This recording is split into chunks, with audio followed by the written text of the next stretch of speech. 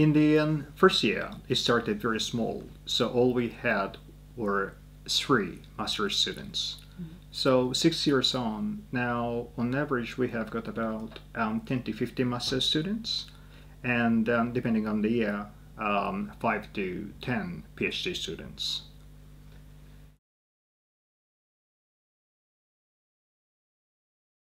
So it's a combined master's and PhD program. So one master's component is for 2 years and a PhD for 3 years. So not all of them, but maybe about half the students will stay on for about 5 years, and the rest will either finish within 2 years with a master's degree, or some of them actually come after a master's degree somewhere else to just do PhD in our program. Very small at this stage because the first graduates went out about 3 years ago. Okay. Yeah, so we have got probably about 20 students. So the network is not as big as ZEF at all at this stage. The majority of them come from developing countries. At least in the first couple of years, that was the way it was. So the majority of them went back to their home countries and worked for either their Ministry of Agriculture or their agricultural corporations, and the majority of them stay in the industry of agriculture.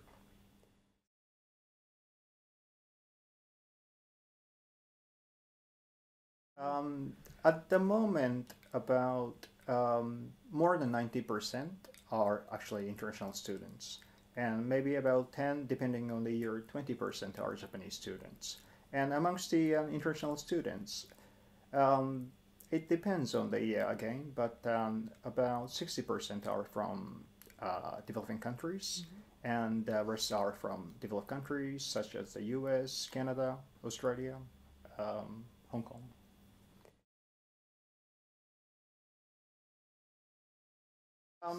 We do have that system sometimes so that we can support some of our students. But honestly speaking, that is not really sufficient to cover all our students. So when they will find their own funding sources, sometimes they're supported by families and so on. That's one of the biggest challenges we have got at the moment.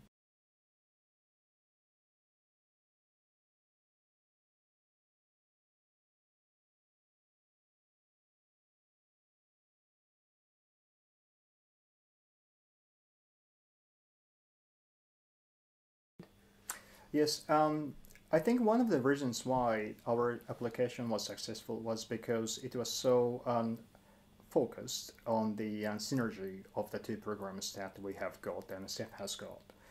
Particularly, we emphasize on the complementarity of the two programs, and especially in Asian regions, we are specialized in rice and also irrigated agriculture, and you are more specialized in an African environment where the arid land plays a majority of the landscape. So we emphasize that, and also we emphasize on the our strengths in crop production and your strengths in landscape and ecological system research. So again, these two components will make a very good synergy, we thought, and we emphasize on that.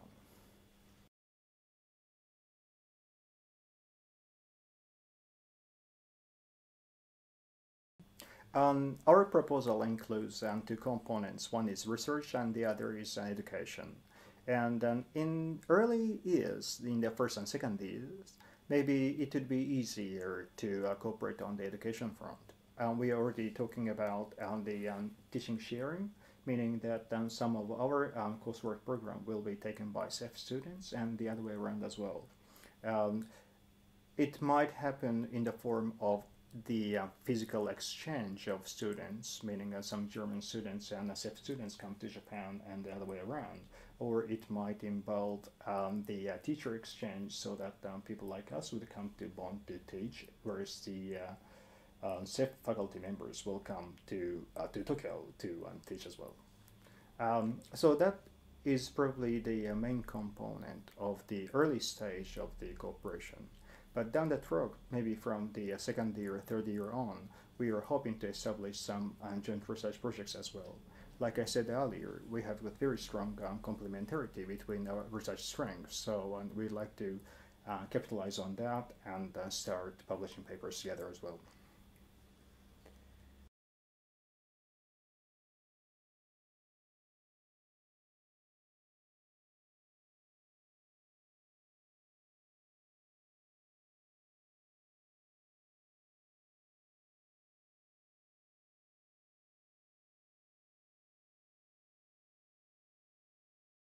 That's actually a very good question. And then when we embark on the development research, then the question always comes to us that whether it is worthwhile pursuing, especially in a country like us, where agriculture and the rural areas are not really our main industry.